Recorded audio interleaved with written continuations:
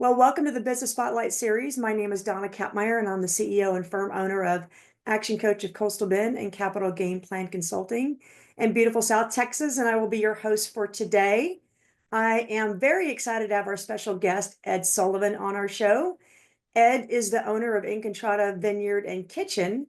And today we're going to speak with Ed about his journey to get to where he is at today and the challenges and successes of operating and owning your own business.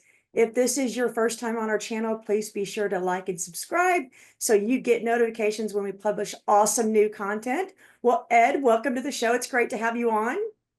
Well, thank you, Don. I'm looking forward to this. Fantastic. So am I. Well, let's start off by having you take a moment to share a little bit about your business and how your journey began. Okay. Oh, excuse me. Um, well, this business specifically, because I've been in business, pretty much all my life for myself. High school educated, no college, but I think very driven. Uh, Love to hit goals. I went to read a lot of books. That's my education, is reading books. And that's how we did it back in the day. Even when I was driving a truck, I never listened to radio, I listened to tapes. And I figured, they said, if every tape you listen to is like a quarter of college. Since I wasn't going to college, I was doing that the whole time. I was in the truck 14 hours a day driving. But I was always knew, somehow I just figured that I was just better than this. There's just something something better was going to happen to me. And I knew that I had to be the, in charge of that, had to be the driver of that. I had to keep, learning. My old line was, the more you learn, the more you earn. And that was my way to lift myself up and my family self up of, where we were doing okay, but it was, we were kind of the lower end of the financial spectrum there. And I really wanted to do better for my family. So that was really the drive. And it still is the drive, even at my age today at 72. I still have that drive of keep wanting to, really leave a legacy for my family. It's all possible. Talked to my friend this morning. We're talking about, training the brain. It's not something it's easy to do. You have to stay at it. You have to really stay out of the rabbit holes, the negative rabbit holes that hit us every day. But in specific to this business here, In Contrada Vineyard and Kitchen, it was really kind of probably driven by COVID. My wife and I were travelers. We loved traveling. And in 19 weeks, we went to 14 different places around the world. We ended up in Sydney, Australia, New Year's Eve on 2019 to 2020 that night with some friends that had met years earlier. Had a great time. And then coming home, of course, it was totally different. Everything changed like that. Everything was great and we were free. And then all of a sudden we weren't. I don't want to go into politics of all this, but it was really, life changing, literally. So going from traveling all over the world, which we loved, we were stuck. Travel was no fun. We were going to go some places with our friends at the Long Beach Yacht Club, and they had to quarantine us like for 10 days in the Virgin Islands, and you had to pay for that yourself. So things, we started canceling that kind of stuff. So it came down, there's this little vineyard for sale, and my wife and I were talking about it, and she encouraged me to go check it out. If it is, she was, why don't we just purchase that and make this our own little pied-à-terre, our social outlet. We can meet people. We love wine. We love food. I've never owned a vineyard. I never owned a restaurant, but we've been to plenty of them. So we kind of had a good idea of what we were looking for as far as what we wanted to present. So when we saw it was called Laura Vineyard before we took it over. And when I was there with a couple of friends of mine who both have a lot of restaurant experience in LA. And so as we're pulling out, the question was like, well, what do you think? When it came to me, they said, well, Ed, what do you think? I said, man, this place is loaded with opportunity. There's so much potential here. And because the previous owner was open one weekend a month, Saturday and Sunday, by reservation. So he had, only open to 5 p.m. one weekend a month. So there's a lot of untapped business there. Yeah. So when I looked at it, my vision for when I purchased it, my vision was to create a little bit of Tuscany under the under the San Antonio sun. So kind of playing on that a little bit, and then we started the improvements of the place. I poured in about 1.34 million into the place in improvements, Wow. um, and it's been quite the challenge. Uh, m- Much more than I thought, honestly. And you don't really know until how cold that water is until you dive in. And I'm a guy who dives in. I don't usually wade in. I dive in head first. If you're going to do it, you got to do it. And you'll learn along the way. Yeah, you have a lot of experience in business. Um, Even though I never ran a vineyard, I've been to plenty. So people would ask me all the time, well, what's your management style? Because we have heaters out there in the vineyard. Out there we have all these heaters. We have fans. We have sun sails. I call it my heat shield because it's hotter than Havasu here in San Antonio during the summer. And so it really is. If I'm hot, I bet you're hot. It doesn't take a rocket scientist to do these things. Sometimes I think people make it so complicated.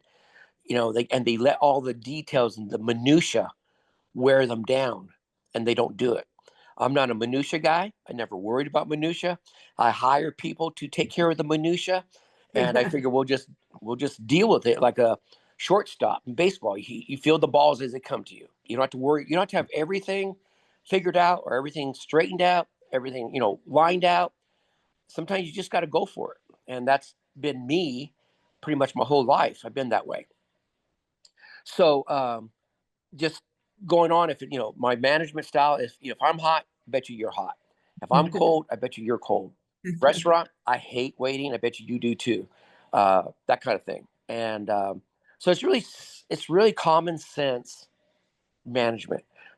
People don't understand how much common sense can really enhance your business experience. So you don't have to have all the experience.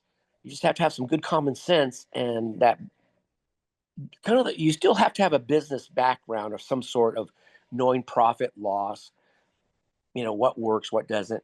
And for me, it's all about the people that show up at the vineyard.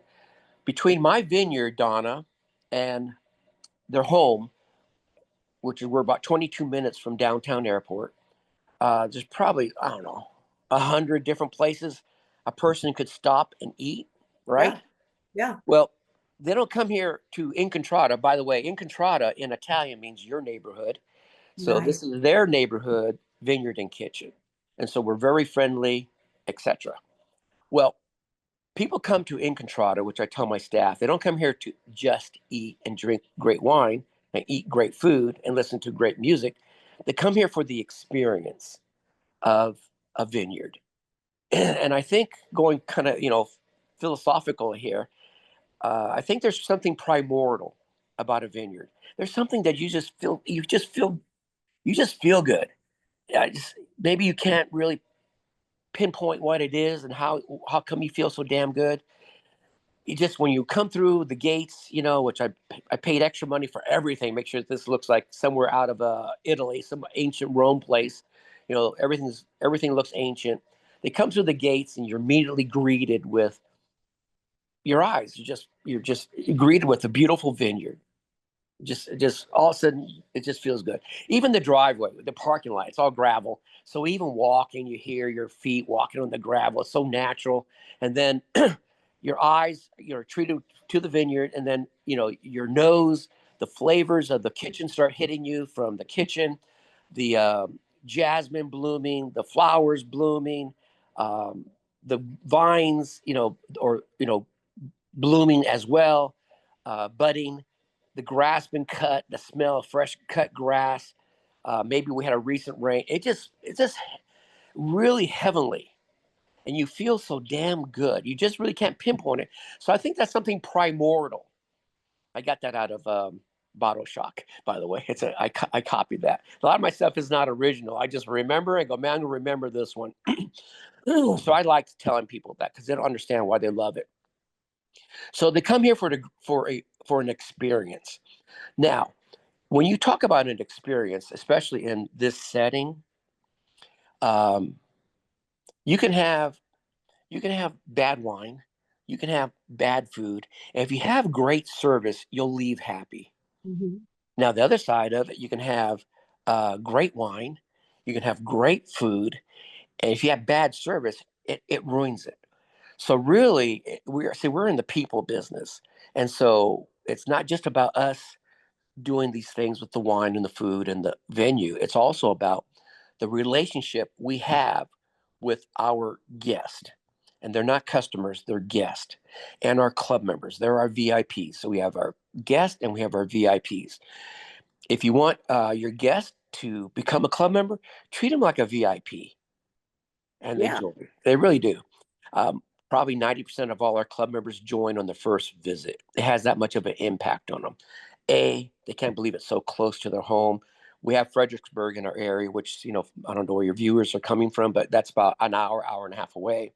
On a good day, during the weekends, it's so packed. They've done a fantastic job of marketing themselves. It's probably the biggest wine area other than Napa in the country now. So people go there, but a lot of people go there on the weekends, and it's traffic. People will get lost. They just stop right in the middle of the road and back up traffic, make U-turns, accidents, whatever. It's not, it's just so busy now. It's commercial. It's been so commercialized. That's how we personally like to go to Paso Robles. It's not as busy and commercialized as we love Napa, but it's not as commercialized. It's like Napa 20, 30 years ago. So to your viewers, want to have a great wine experience, try Paso Robles. So, or come out here and visit us at In Contrada, right? So we really want to have these people have a great experience. Each and every visit, each and every guest and club member. So, if we have eight 800 to 1,000 people a weekend, if we're blessed, by that, we have to have 1,000 great experiences, because I don't know why I call them haters. People just complain on Yelp or Google, whatever. They're so much faster to do that. It's like the old adage: good news travels. Well, good news travels fast. Bad news travels faster. Yes, indeed. Yeah. So you have these haters. You know what I'm talking about, Donna? They'll Yeah. we'll come in and we go, oh, I hate, because I hate waiting. And I said, oh, by the way, our kitchen's about an hour behind. So, just want to let you know, you don't have a reservation, but you're walking in. We want to help you. We want to, seat you and let you have a great experience. But part of that great experience is not having you wait forever. Oh, no, no, that's okay. And then all of a sudden on Yelp, you go, I had to wait over an hour to get my, whatever. So, I call them haters. I've learned, uh, dealing with the public is, a very challenging type of relationship that you have. And for me, fortunately, see, I love people. I really do. I love people. I love shaking hands and kissing babies. People say I should be a mayor, so I got a name tag. It says mayor on it because that's what I do. I love, I'm not a guy who signs up club members. I know how to, but I don't. I'm not a guy who serves the food. I know how to. I don't. I know a lot about wine. I don't really serve it. I let my staff do that. My job is to shake hands, kiss babies. If there's any problems, what is it? My line to people when I go up and meet them for the first time is, let me know if there's anything we can do to enhance your experience here. Because really, when you leave, I want you to either, at least give me a 5 club membership. And then if you really have a good time, maybe you become a club member. We're a small little vineyard, and it's not all about the revenues that your club membership generates to us. It's very important to us. We wouldn't be here without our club members.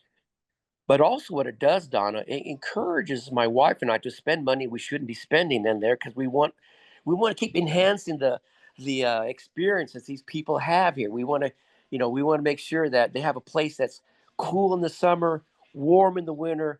So we take the climate out of our business model where it's hurting us or helping us. I try to mitigate that as much as possible with the heat shield, the fans, the misters, and then the enclosed areas with the heaters and the roll up windows, because everyone wants to see the vineyard.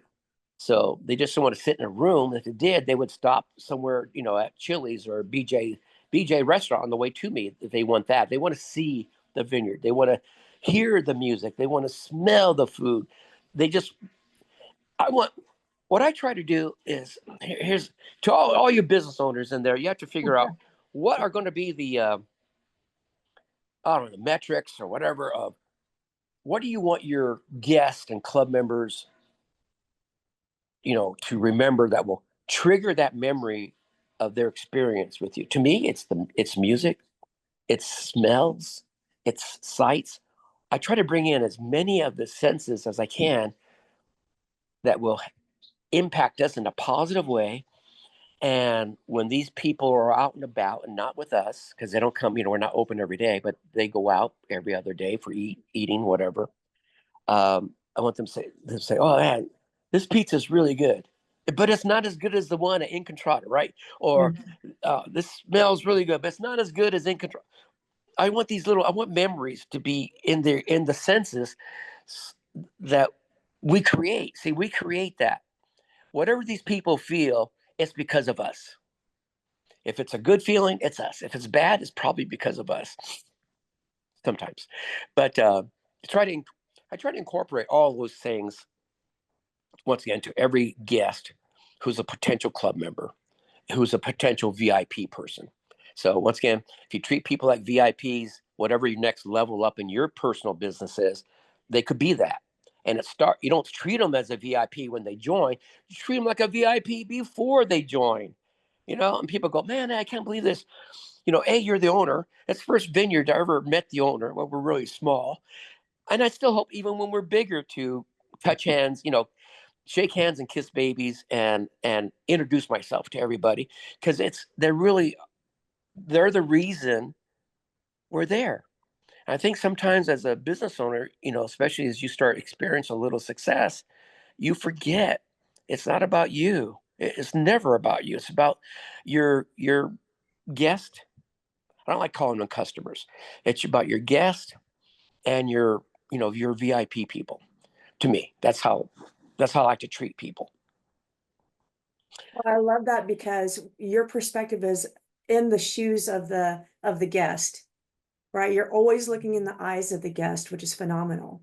And the other thing you captured was about, I've got this standard, but I want to keep elevating the standard. So my good right now or my great right now may not be great down the road. I want to keep getting better and better so I can keep enhancing that experience.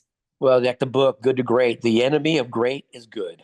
That's right. And so what you want to do is not settle on being, a good parent. You want to be a great parent. You don't want to be just a good dad. You want to be a great dad. You don't want to be a great, just a good son. You want to be a great son. You want to be a great uncle. You I think we settle so much, and I think life has so much more to offer us if you just believe in yourself and take a little chance. Mhm. That's right. And most people don't, Right. right? But thank goodness you did. Yeah. So all these great things, you're making me hungry and you're making me thirsty in this conversation Oh, wonderful. on my sense, all of my senses. So what did you find? You've got a lot of success going on right now. You've got people coming. What were some of the biggest mistakes that you can share with our audience that you made along the way? And what Uh, did you learn from them? okay. Um, hold on. Um, well, my wife will get it. Okay. Um, okay.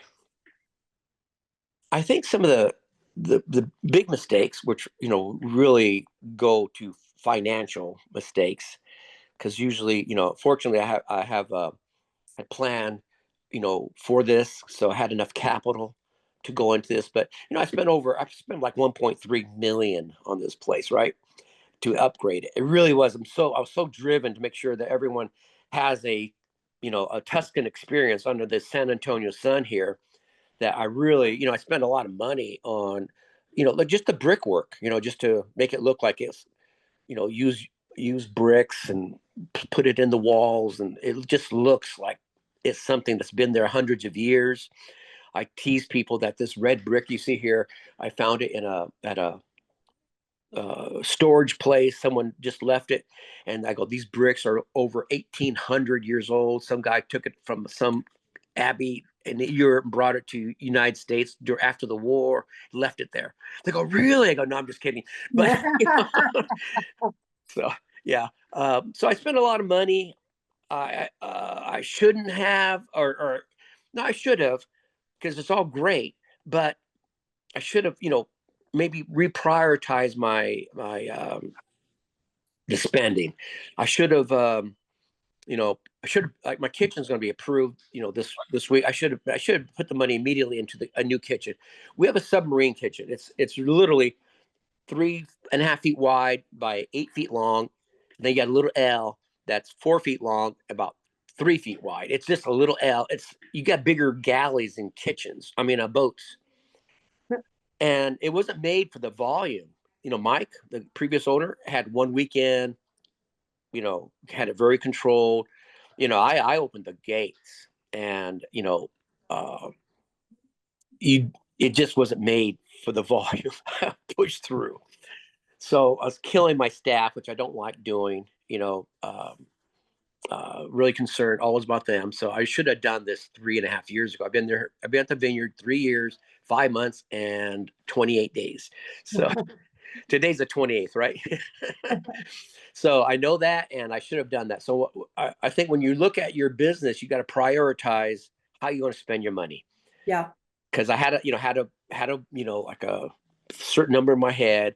And I go, okay, well, this is only 80,000, or this is only 60,000, or this is right, whatever. And it all of a sudden it just adds up to over $1 million. So, and I really didn't have the sales at that time to warrant that. But which comes first, the investment or the sales? You have to kind of weigh that out. And I was going heavy into into improving the place. The other thing is like knowing all the ins and outs. I didn't. Once again, I dive into the deep end of the pool and figure I better start swimming. And in it, I had to put in a commercial septic tank, which is $150,000. Wow. Ouch, right? Wow. Yeah. That's a Yeah. lot. And then they said, oh, the guy goes, oh, this, we can't guarantee this tank, and because you don't have a grease pit or grease catch. I go, what? So that's another 38,000. So now all of a sudden I have $188,000 to treat your poop right, So it's like a lot of money that I wasn't planning on. That was a really unexpected expense. So I guess know before you jump, sort of. Did it hurt? Yeah. Did it kill me? No. I could have spent the money otherwise somewhere else. I probably would have spent it anyhow. So now I have a commercial septic. So I can now, handle the volume. And then the next thing is, when I did the remodel on my kitchen, I put two more restrooms, because there's times with, busy nights. The most popular place at the vineyard are two little restrooms we have. Well, I added two more, just to, once again, for the experience of our guests and club members. It's just got to be nice. You can go to places, if they have a nasty bathroom, you're never going to go back. So Right. we're always talking about, our staff is the big things that go wrong are very obvious. A pipe breaks. Well, you got to fix it, right?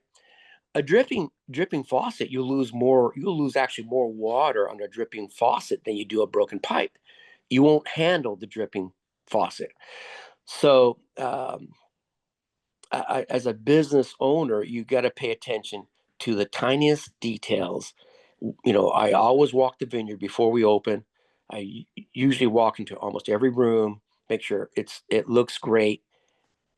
As a guest, I always consider myself a guest or club member. And I don't look like, oh, that's okay, it's only, I got the best eyes in the vineyard of all my staff. I pick up the littlest pieces of paper that they walk over and over again all day long. I'll bend down, pick it up.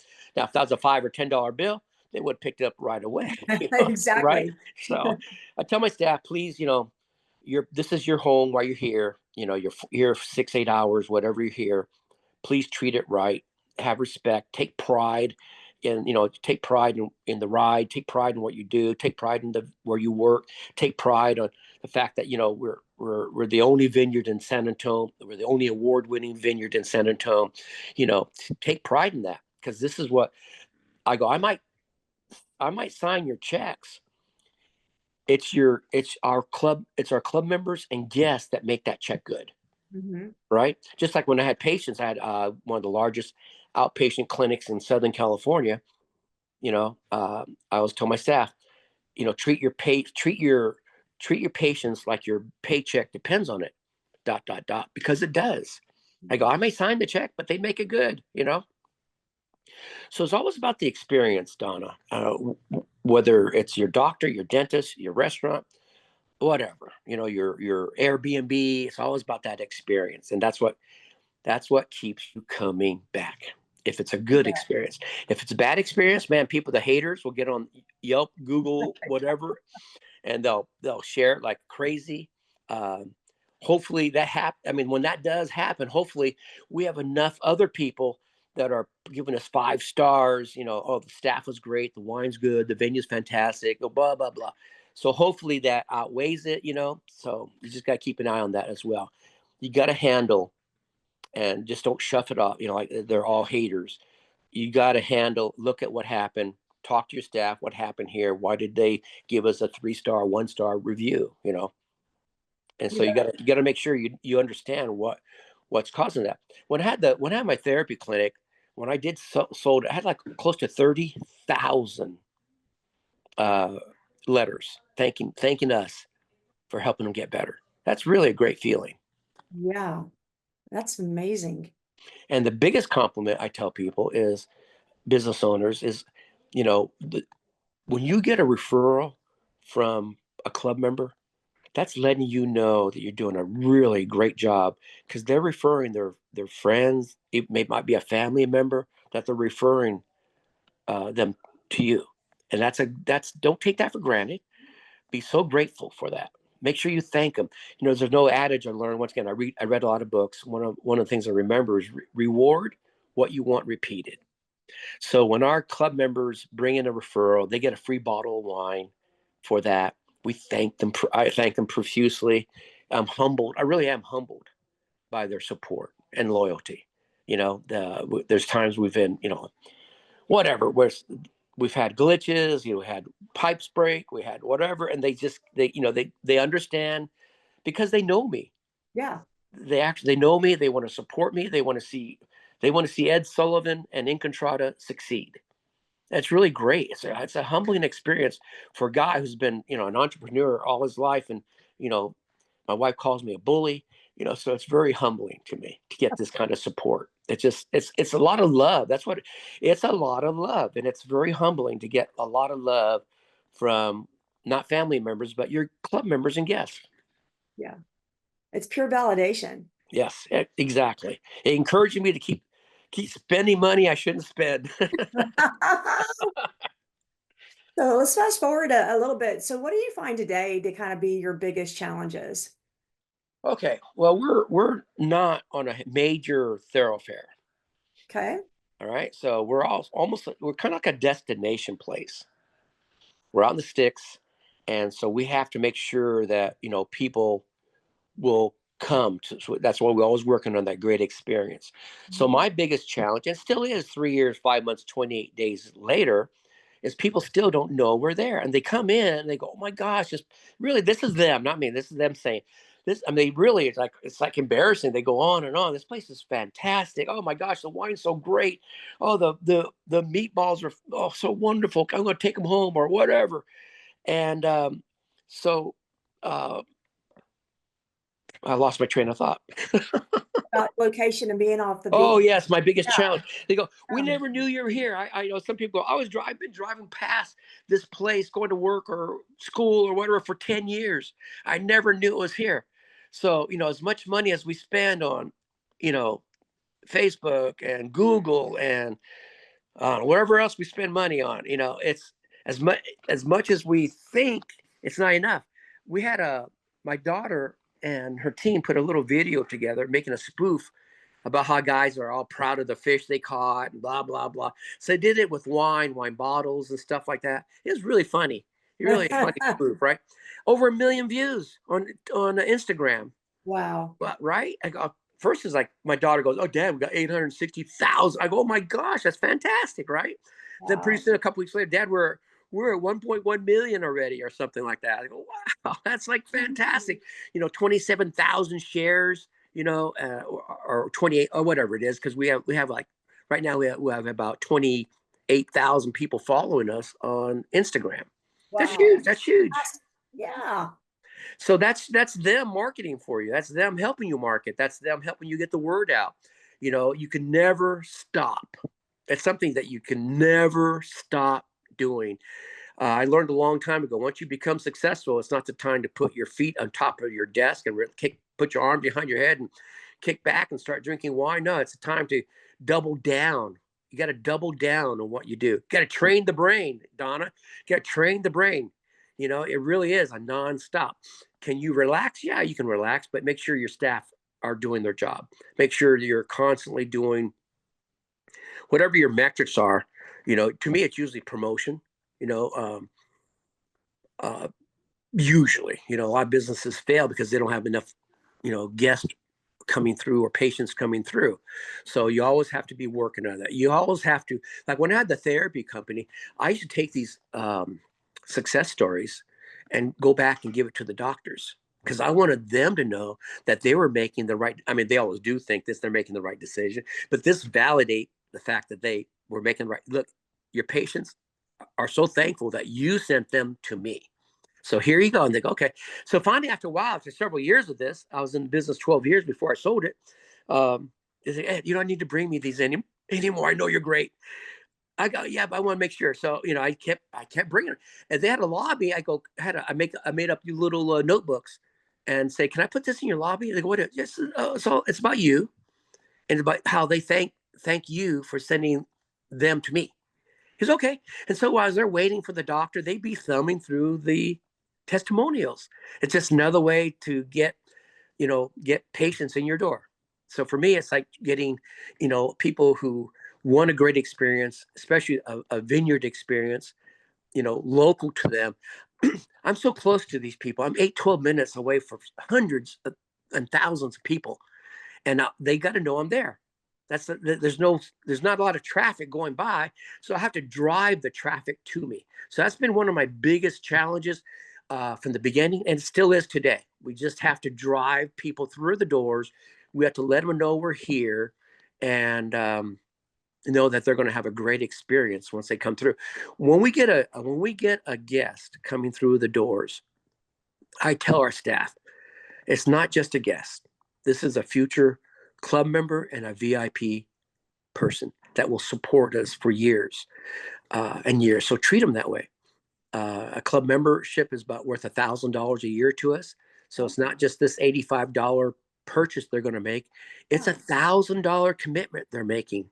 I mean, they can drop out anytime, but generally, if we treat them right, they stick around. So that's $1,000. How would you treat $1,000 guest coming through your door? You treat them like a VIP. All right. You make sure that you're attentive. They're not waiting. You're answering their questions. You're giving them some, information about the vineyard that might be helpful to them, or they might want to know. You're there, but you're not there too much. I mean, it's really you got to be there, but you can't be there too much. Can't bug them. You're right. You're right. There's got to be that balance. Yeah. Yeah. It's good to have some people with a little bit of a serving experience. But sometimes you don't have that. You have to. Back when we first started during COVID, we couldn't beg, borrow, steal to get a person to show up for the interview because they had their money from the government. They didn't need to work. I guess I don't get it. I couldn't survive on that. I don't know how they could. But anyhow, it is what it is. It is what it is. One of my favorite lines. It is what it is. At the end of the day, it will be what it's going to be. All right. That's right. Um, so you just want you got to figure out you just can't put. When I was in the medical profession, I always tell doctors, I used to help them a lot in marketing, is you just can't put your name on a shingle and hang it outside the door and think you're going to be successful. You have to market your services. Whatever it is, you have to market your services, and you can't give up. Most of us watch sports, and how many times you've seen, the beer commercials on TV over and over and over and over. They never stop. So you can take it from the big boys. They don't stop marketing themselves. You can't stop. You just really can't stop.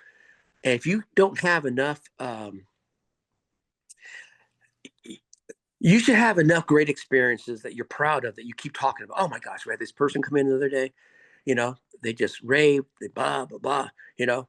And whenever you get a chance to do something special for people, do it. I guarantee you, I had these 4 ladies show up on a day we weren't open. They had been to the vineyard before. They thought we're open, but I guess something went awry on Yelp or something. And so I said, I was the only guy there, well, and my chef. And I said, well, hey, they go, well, can we sit? Can we buy a bottle of wine? I go, no, you cannot. But I tell you what, I'll give you one. So I sat him down, and then my chef was walking by, and I told him, I said, one of these women, her husband just died 2-3 weeks ago. And so they wanted to come here, and, she had her niece and some of her friends, and just, whatever they do, cry, share, laugh, probably both, all three, laugh, share, cry. And so he goes, oh, let me make him a charcuterie board. So I brought him out a little charcuterie board. Then I brought him out one of our favorite wines. It's called Pico de Bole. In Italian, that means tiny bubbles. And it's our only award. It's our best, #1 award-winning wine because it got best of class. Best of class is better than a platinum. It means all the judges that on that judging panel, judging the sparkling wines, they had to unanimously vote that this was the very best entry because it's all blind tasting. Boom, I got best of class. I got 2 that year. I got 2 my first 2 years in business. That's not done. That doesn't happen to most vineyards, right? Because we care. We care about the quality of what we're doing, and eventually it's going to hit your palate, and we're either going to get I'm going to get, oh, we love you and we love it, or we don't, right? To me, it's like it's that hot and cold. Either you're going to get, it's like the Bible says, if you're lukewarm, I'm going to spit you out. Same thing if you're business, folks. If you have a business and it's just lukewarm response, they're going to spit you out. They're not going to show up. They're not going to say, hey, we have to go there. We have to get in. Oh, it's going to be a special occasion. Oh, we got to go to In Contrada. If you're lukewarm, they're going to spit you out. They're not going to choose you, right? Because they have a choice. My guests and club members can stop at least 100 different places to eat before they get to me. So I have to be better than the other 100 places they pass by. And it comes down to not just the wine and the food, it comes down to the experience they have. Bingo. Yeah. So biggest challenge, is getting my name out there. And I still do it. I don't stop. I mean, I hand out thousands of gift certificates, $25 off. Come on in, come visit me. Because I figured that every one of these $25 people that show up with the gift certificate is a potential club member. It's $1,000 potentially to the vineyard and our financial stability and success.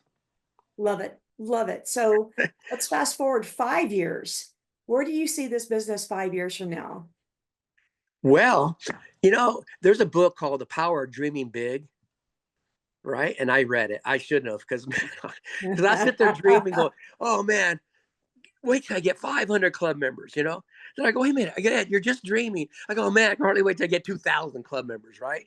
And so when I dream big, Donna, which I think is a powerful force in your body. It's a powerful force for your mind, train the brain, right? Now I think, man, it'd be so great to have probably 2,000. I think I'm kind of a numbers guy. So I go 2,000 club members. They both have spouses of some sort or a significant other. So that's really 4,000 people. That is 1,000. If they come one time a month, that's 1,000 visits a month. That's almost my capacity. I go, but what happens if they come twice a month? That's 8,000 visits a month. That's probably my capacity. It'd be so great to just be a club member only facility, be an exclusive facility. People like belonging to an exclusive, thing. Like my buddies who belong to the Long Beach Yacht Club. Oh, this billionaire is a member, and this billionaire is a member, and this multimillionaire is a member, and I am too. So I think that has some power. Members only, baby, all day. To be exclusive, to be an exclusive member only vineyard. That'd be pretty cool. Love But I'd that. have to let some club member guests come in because they'll be future future. But I can let my club members bring them in. I go, you going to bring a guest? Make sure they're going to join. There you go. Because There you go. it wasn't all about Jesus. He had his 12 disciples, and they promoted the body of Jesus Christ, long after he was gone. And so I want my club members to be disciples, and they really are. They go when they're sitting next to a guest, which I always make sure they try to have um, this oh, what was that show about the bar? Everyone knows her name. What's that? Bar rescue. No, the comedy. Oh, What's it? cheers. Cheers. I want Yeah. them to have a Cheers experience where they know people, right? So Yeah. I'm always introduced. I go, oh, hey Donna, this is Betty and Ted, their guest. Oh, Betty, Ted, this is Donna. She's one of my best club members, and you'll start talking, and I walk away, and you do that, and all of a sudden they're joining. I go, they go, oh, well, Donna's talked us into join. I go, hey, Donna, here's a bottle of Piccolo Ebola. I know you love it.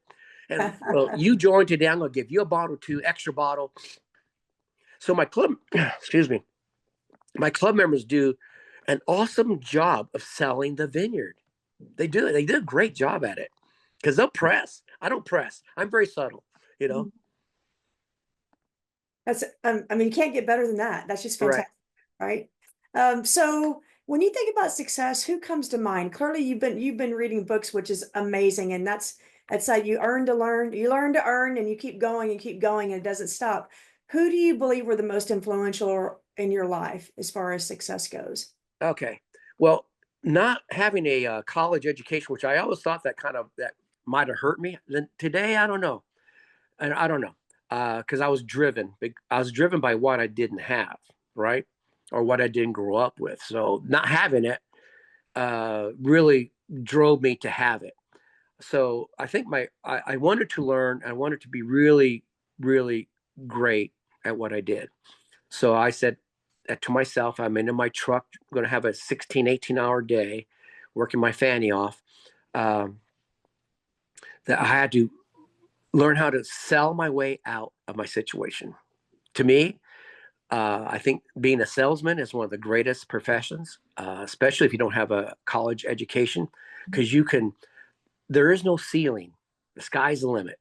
And I really had that idea that sky was the limit. So the first thing I did was started to listen to tapes, and Tommy Hopkins was one of my, you know, favorites to listen, because he just didn't walk out of these seminars all motivated. You walked out with tools, a tool bag, Right. and he really drilled on. He had these, the questions that you can ask, the open-ended questions. Don't you think? What if? Or wouldn't you agree? Kind of open-ended questions. Don't you think this would be a great idea? Uh, just open-ended questions that would literally take you to the close. And he had a thing called ABC, always be closing. And so that was me when I was out there, whether it was a doctor, which had to be very subtle with. You can't press and pressure them at all. So you have to start with, like, when I was in therapy business, I said, I know you've been in business here for like 15 years, so it's great. Always do your research, and I know you have therapy, contacts. He goes, oh yeah, picture. That's my therapist at my daughter's wedding with me, right? Okay, great. So I know you have relationships. I go, I'm not trying to take those away, because if you start doing business with me, I wouldn't want you to bounce away from me either. However, if you have a patient that can't get to there between 8 and 5, I'm open till 9 o'clock at night. If you have patients that can't come because they have babysitting problems, I have free babysitting for you. So I brought things to the table that my competitors didn't. I free babysitting, open to 9, and I had the only pool in Orange County. So we Awesome. did pool therapy. So I go, if you have people that are a little tentative, especially after back or neck surgery, they don't want to move. They're frightened to move. They don't move. They get constipated. Problems just start to build up, literally. And so we talked about how the importance of moving, getting these people, getting a little confidence back. But so you had to come up with, what do you have that makes you different, right? So Yeah. to me, Yeah. it was open to 9 p.m., including Friday. open till 2 o'clock on Saturdays. It was open, with free babysitting Mondays, Friday, excuse me, and the pool.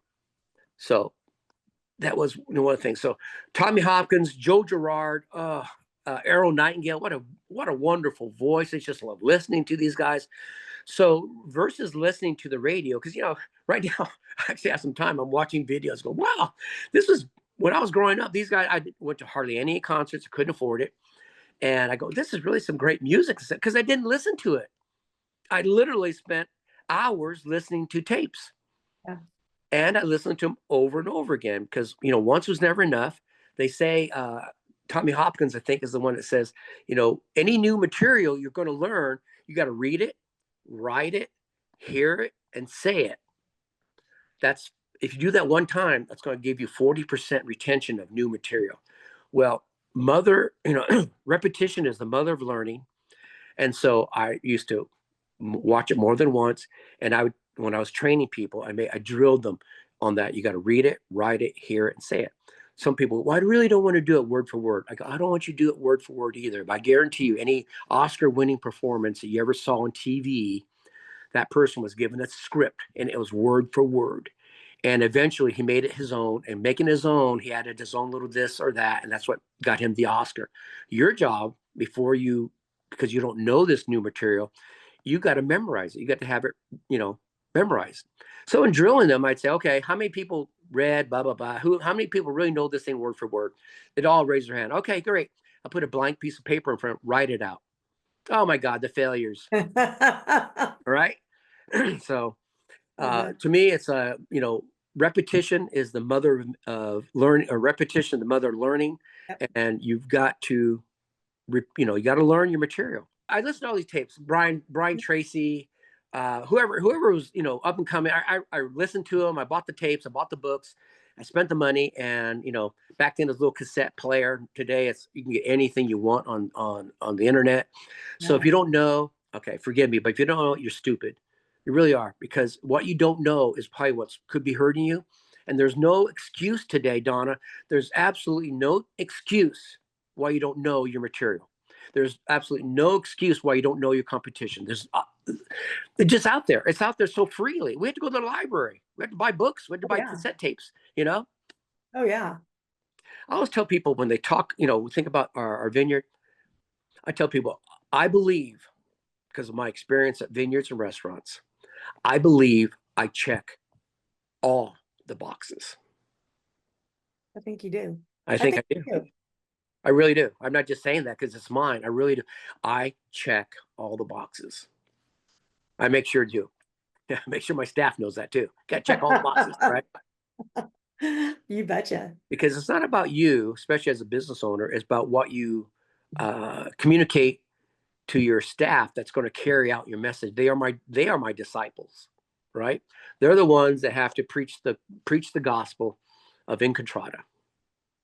You bet. And if you talk about the cycle of the business, it's the owner's obligation to take care of the team takes care of the customers, and the customers will take care of the business, and the business will take care of you at the end of the day. Yes, ma'am. Love it. Yes, Well, ma'am. one more question for you, Ed. This has been fantastic. How can your viewers and our viewers and our listeners get in contact with you and learn more about your business? Probably the best thing would be to go on our website. Okay. Which it's really ugly right now, but we're going to improve it. That's one of my targets for this year is, as a business owner back in the past, I used to have too many initiatives, right? 10, 12 initiatives. That's too much, especially when I had 50 locations. So it's too much. I used to pick 2, maybe 3 max. So with my vineyard at the where it is currently, I asked my staff, I'm going to be gone next week for my 51st wedding anniversary. Yay. Working on 51 more. So you have to plant those seeds. I'm going to ask them, well, I'm going to come up with, some initiatives. I go, don't make it only 3 and see what they come up with. I want to see if it's what I have in my mind, what I want to do for 2025. So come up with some initiatives for your year. It's going to make a difference.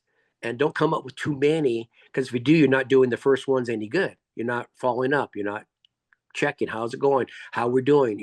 If I'm going to, like for me, one of my goals for 2025 is to improve my website and also start shipping wine, at least in Texas, if not around the nation. So, those are my two big initiatives. Those are big initiatives. Yeah, And for sure. when, people look on the website, it could be their first In Contrada experience, and it's not that great, right? So don't be afraid to be critical of your own work.